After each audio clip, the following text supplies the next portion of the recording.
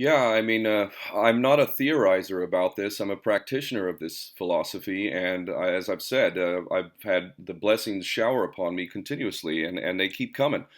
Um, I'm absolutely convinced that the thing that we should fear, if anything, is having this beautiful blessing called life and not making the most of it, not being who you are. And most people, sadly, and very, very intentionally, don't even truly, really know who they are, and they're not confronting their internal issues. And if you do that, I did it in a crash course. I didn't even know the magnitude of what I was doing and how profoundly it would affect my life. It shaped my entire life simply doing the right thing. And in this case, I always grew up with the thinking that, listen, if there was a bully picking on a kid, how does it feel when you watch somebody being bullied and you do nothing about it?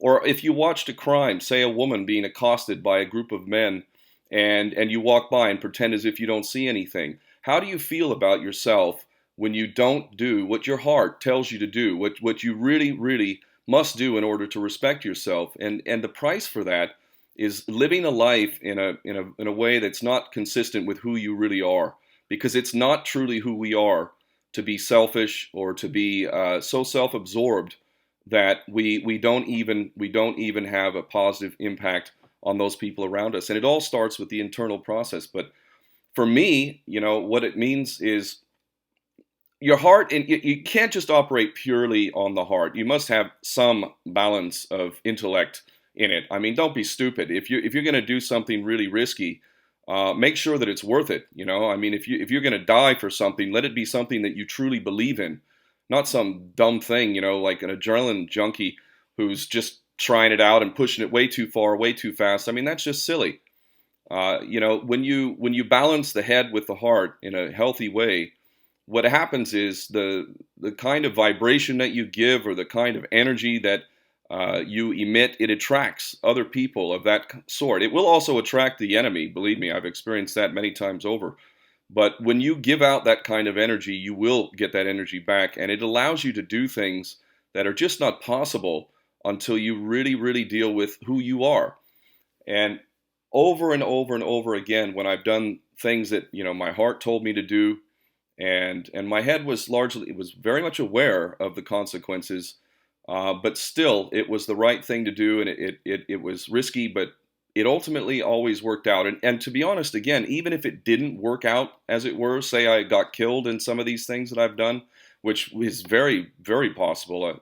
I've been in many circumstances where it's almost a miracle, divine intervention or something, that prevented me from being a dead man. But for whatever reason, I've survived these things. But even if I didn't, if you're in the course of doing what your heart and your head tells you to do, if you're acting as a man, a real man, a full-fledged man that does the right thing and bows to nobody, when you act that way, trust me, you will derive benefits. And even if you only have one experience of being a real man and facing the truth about yourself and the world that we live in, and honoring, especially if you're a parent, honoring your commitment, your responsibility to your children, and doing everything you can to make this world a better place. If you have even one moment like that, it is better than a lifetime of bowing to a tyrannical system which not only threatens you, but very much threatens your children. There is no way to be really at peace with yourself and respect yourself as a man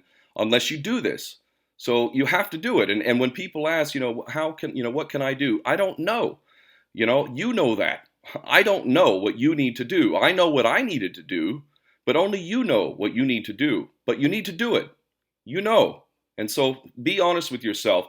Set on that course of self exploration.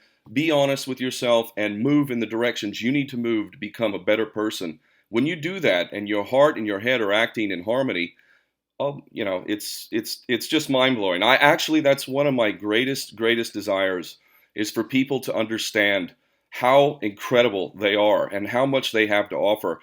I believe the only thing that makes me so special, if there's anything that makes me special, is that I genuinely believe that I have a very distinct role in this world, and that I have something to offer, and that if I have the strength and will to give what it is that I have to offer, which is unique to me as it is to everybody else, that I will know the greatest blessings that are possible in human life. And that has been my experience over and over again.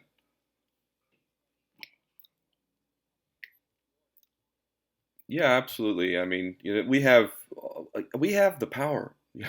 We do. This is an irony. This is why, I chuckle. I know that this is true. The powers that be have no power but that which we have given to them. Literally.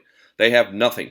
And while the human shield action was, in my opinion, and I really I can defend it on a much more deeper level, that was then, this is now. I'm not going to be leading any such efforts again.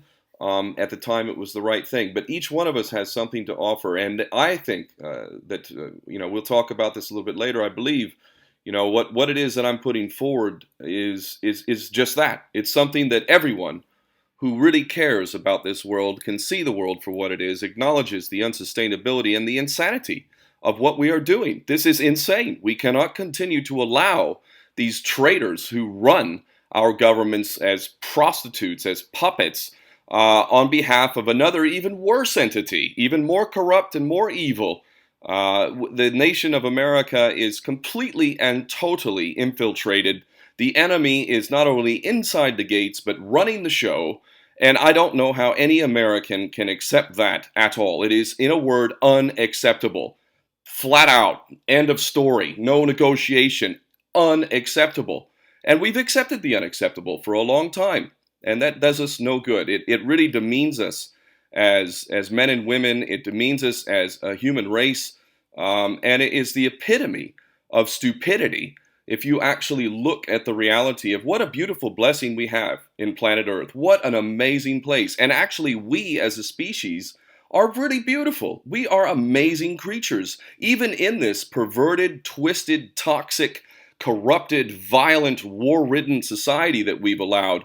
Even within all of that nastiness is such beauty. There are so many amazing people out there, many whose names you will never know, but have stood up against all odds and done the right thing and paid the ultimate price. Shitloads of people have done that and continue to do that. So the people who are a little too comfortable and cannot acknowledge the truth, both on the dark side and on the bright side, will carry on basically in a slumber. And that is the big danger. When enough of us decide to face the reality, both internally and externally, and do what needs to be done, we can do it. We most definitely can do it.